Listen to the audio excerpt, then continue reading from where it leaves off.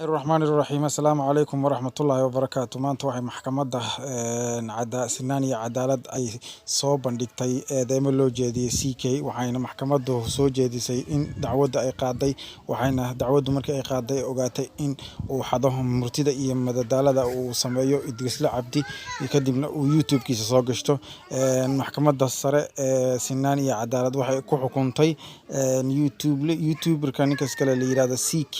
in YouTuber-kiisa la soo wareejiyo maxkamadda la keeno lagu wareejiyo sinaan iyo cadaalad wuxuuna sheegay in uu dayacay laba caruur ah oo isaga u dhalay una ka doortay in uu meelaha ka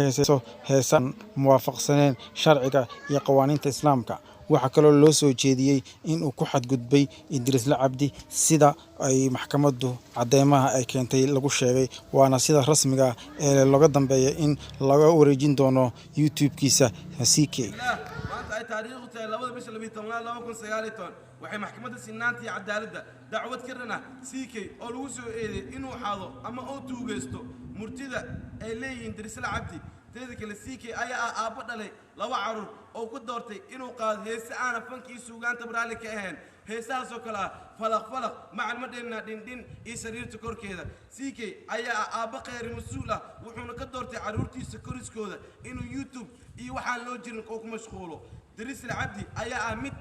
danta guud ka shaqeeya iyo reaction kaba teedka maxkamadda sinaanta iyo cadaaladda waxay ku xukumaysaa CK inuu ku soo wareejiyo YouTube-kiisa maxkamadda sinaanta iyo cadaaladda marka ilaa oo ka noqdo nin mas'uul ah oo lagu wareejinayo maxkamaddana way noo xiran tahay bastarda CK maxkamadda sida la socotaan qaybta dhagoolada waa idin keentay oo loo turjumayo qalab aad u heersareey laba laptop maxkamaddu waxay ka codsanaysaa inay flow soo siisaan qofkii qalad ku wada fankana waa la maxkamadeynaya maxkamaddana waa